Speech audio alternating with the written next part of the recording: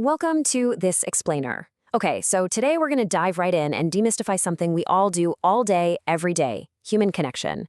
We're going to break down the exact nuts and bolts mechanics behind it all so we can truly understand the foundations and dynamics of effective communication. Seriously, think about it for a quick second. How often do you actually stop and think about the invisible, intricate process of exchanging information, ideas, and emotions?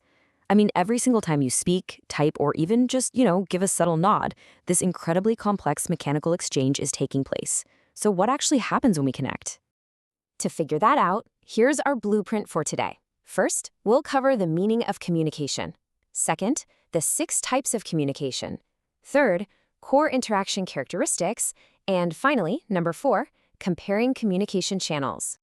All right, let's jump straight into section 1, the meaning of communication.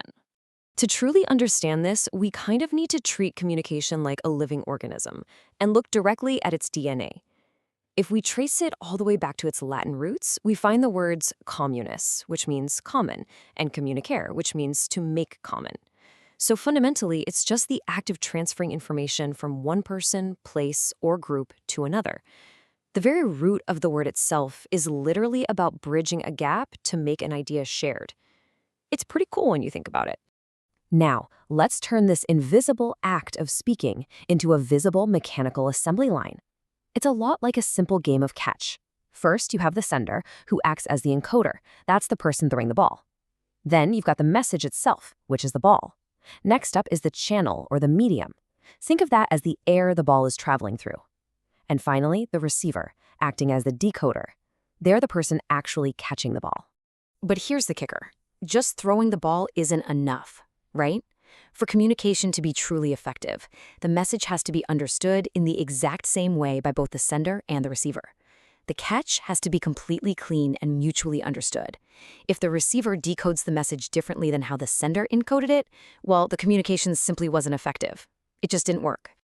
Moving right along to section 2, 6 types of communication. Let's see how these different flavors play out by weaving our 6 primary modes together. Imagine you send an email to your team. The written words there, that's your verbal communication. But maybe you attach a chart to illustrate your data. Now you're using visual communication. Let's say you follow that up with a quick video call. Your facial expressions and your tone of voice come into play there, which is your nonverbal communication. And honestly, that one is just constantly running in the background. Then, of course, there's group communication, which is that collaborative back-and-forth dialogue happening within your team. Throw in classroom communication for teacher-student interactions, and intercultural communication when you're crossing cultural boundaries, and you've got the whole shebang. Digging into that a bit more, I really want to highlight the massive contrast in scale between some of these. Classroom or group communication is highly localized. It's heavily focused on a specific learning interaction, student participation, or team collaboration. But intercultural communication, that stretches across entire cultural boundaries, which requires a really broad sensitivity to completely different norms. For instance, and this is a classic example, a thumbs up means great job in the US, but it's actually a severe insult in parts of the Middle East. The exact same mechanical steps of communication apply, but the scale and the sensitivity required shift absolutely dramatically. Okay, section 3, core interaction characteristics. You can kind of think of these traits as the undeniable laws of physics that govern human interaction. Communication is always a two-way process. It's continuous, meaning it's ongoing, never static. It's also entirely dynamic, so it instantly adapts to the context, the environment, and even just our moods. And crucially, it's always goal-oriented. Whether you realize it or not, you are always aiming to inform, persuade, or build a relationship with someone. Oh, and it relies on mutual understanding, like we talked about earlier with our game of catch. But here's the really crucial point. Communication is pervasive. It occurs continuously at absolutely all organizational and social levels.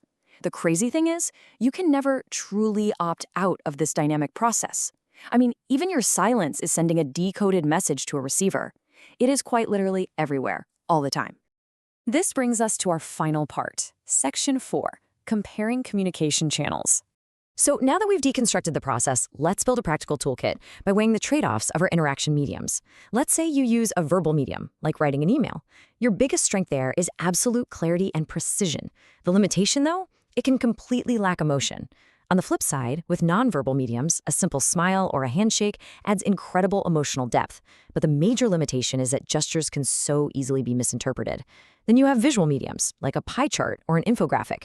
These are amazing because they simplify really complex data, but you hit a friction point because, well, they actually require some design skills to execute properly.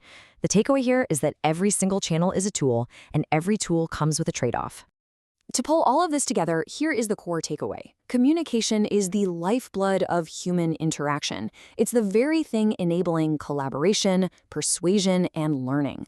It's this dynamic, continuous flow that bridges the gaps between individuals, across entirely different cultures, and throughout massive organizations. At the end of the day, it is the fundamental mechanism that makes common understanding possible. I want to leave you with one final provocative thought. If communication truly is our lifeblood, this pervasive, continuous machinery running our daily lives, how mutually understood is your own? Are your receivers actually catching the exact message you meant to throw? Challenge yourself this week to deliberately use this toolkit in your everyday interactions, and just watch how much stronger your connections become. Thanks so much for joining me for this explainer today.